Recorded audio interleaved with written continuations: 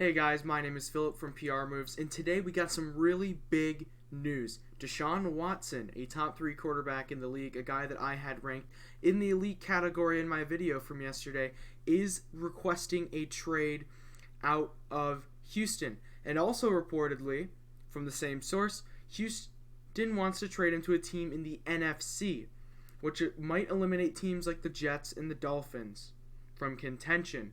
But you know who that opens up is Chicago. Chicago isn't in the greatest spot to receive Deshaun Watson, but today, after hearing the news, I did a quick offseason breakdown of what our offseason could look like if we traded for Deshaun Watson in the near future. I really put some time and effort into this video, so I hope you guys enjoy. Please be sure to hit that subscribe button. You can always change your mind if you want, and be sure to hit the like key, and I might do more mock off-seasons before the actual off-season begins. Without further ado, hope you guys enjoyed the video. Hey guys, welcome to the actual video.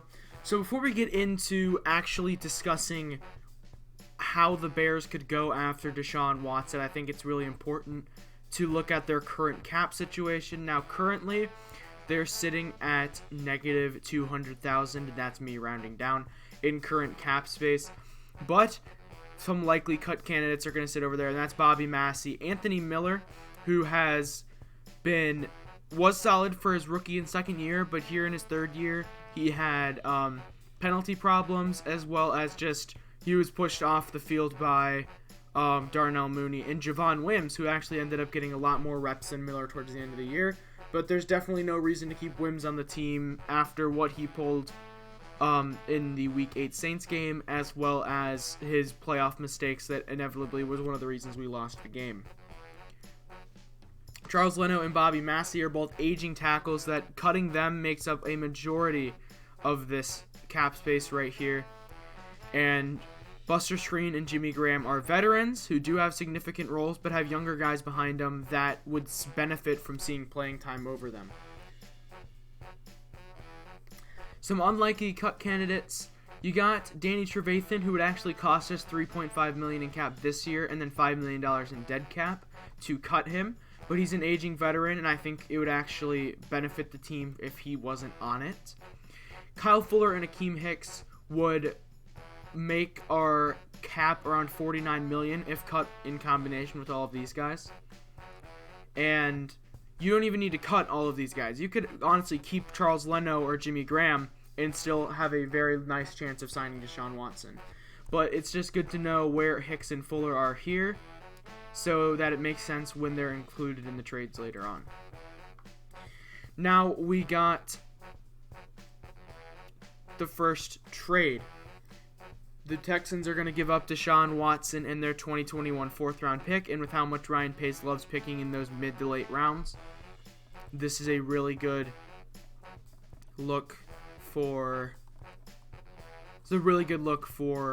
Ryan Pace. Now, in this scenario, the Bears would give up their 2021 first-round pick, as well as their 2022 first-round picks, their next 3 second-round picks, as well as their 2022 third-round pick, and defensive back Kyle Fuller. Now, why does Kyle Fuller make the most sense here? Because he would be giving us the ability to create more cap with his release. It would push Jalen Johnson into that corner number 1 role, which is something that I think Jalen Johnson's going to need to be in order to further develop him, as well as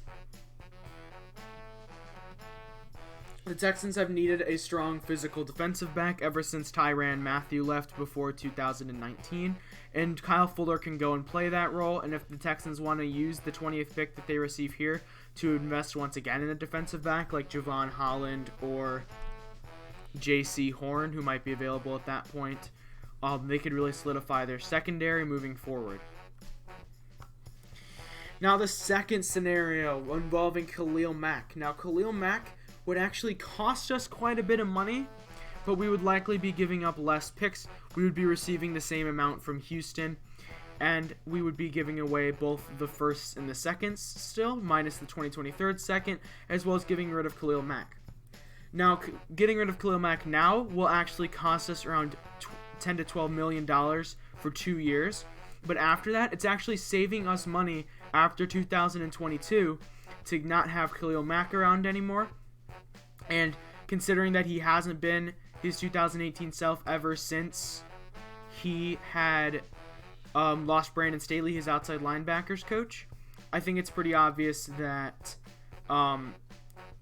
Mack might be expendable to Ryan Pace, who he picked up to be a generational defensive player and hasn't quite filled that role.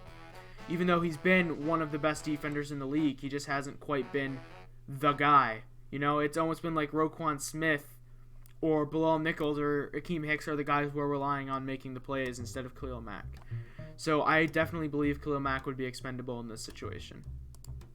And then finally, this is a mock offseason to pretty much say, hey, what would we look like if we traded, for example, all of these guys and Kyle Fuller? So some guys that you could look out in free agency: offensive tackle Matt Filer filled in for the Steelers when they lost many of their veterans. He was very average, but the Bears had below average tackles this year, so bringing in an average tackle like Matt Filer would be a really solid option. For wide receiver, you need someone who's a bigger bodied guy to pair next to Darnell Mooney, considering you're likely leaving both your bigger bodied guys in Allen Robinson and Javon Wims in the dust. So Corey Davis is a guy who has been a wide receiver too for the past 2 years, who I think the Bears could swoop in and get for reasonable money. And then 2 defensive backs, both of them are corners, William Jackson and Fabian Moreau, coming from Cincinnati and Washington. William Jackson's coming off of a pretty good season, so he would need much bigger of a contract. But Fabian Moreau is corner 4 or 5 on that Washington roster. He had a few really solid years in between 2018 and 2020, so I think that'd be a pretty good signing, considering that we're going to be getting Artie Burns, who isn't really that good, but he'll be depth, and as well as Trey Roberson back. So our defensive backs will have Jalen Johnson, Trey Roberson, Duke Shelley, Kendall Vildor, and potentially William Jackson and Fabian Moreau. So that's an exciting idea there. And then a few guys to re-sign. Deshaun Gibson, who was arguably, if you really want to look at it, the better safety out of the 2 that we had. Eddie Jackson, of course, had a really downturn at the end of the year, so it was really hard to count on him. And Deshaun Gibson made incredible plays in Week 17, the wild card game, and just a few other instances I can think of. He came up big in Carolina, Atlanta, and he's a guy that I think they would want to keep around and maybe use as someone to develop a younger safety under him. Cairo Santos had the best season by a kicker in Bears history. So if you went through all the trouble of finding a kicker and then found one and then don't re-sign him, that is on you. That would be just peak Ryan Pace right there, though. And then Brent Urban, who, while he only finished with 4 sacks, he came up huge on a few tackles for loss, got a really good amount of QB pressure, and was a great character guy for the Bears defense. And I think, you're likely not going to keep Mario Edwards around, considering he has criminal charges against him. So I think it's a pretty good idea to bring on Brent Urban. Bring back on Brent Urban to help fill one of those roles that you would have seen him fill last year, especially since Akeem Hicks is expendable. If you're looking at the draft in this scenario, the Bears wouldn't have a first or second rounder. Same with this scenario. So I really looked at guys that weren't super high on the draft boards. Paris Ford is a really good athletic defensive back from Pitt. While he has struggled against competition like Notre Dame, North Carolina, and Clemson, he's played phenomenally in a few other games. I can just remember his Duke game from, I think it was last year, his Duke game, where he returned 2 pick sixes for touchdowns, and that was a really exciting game by him, and he is personally my second or third favorite safety behind Morig and Holland.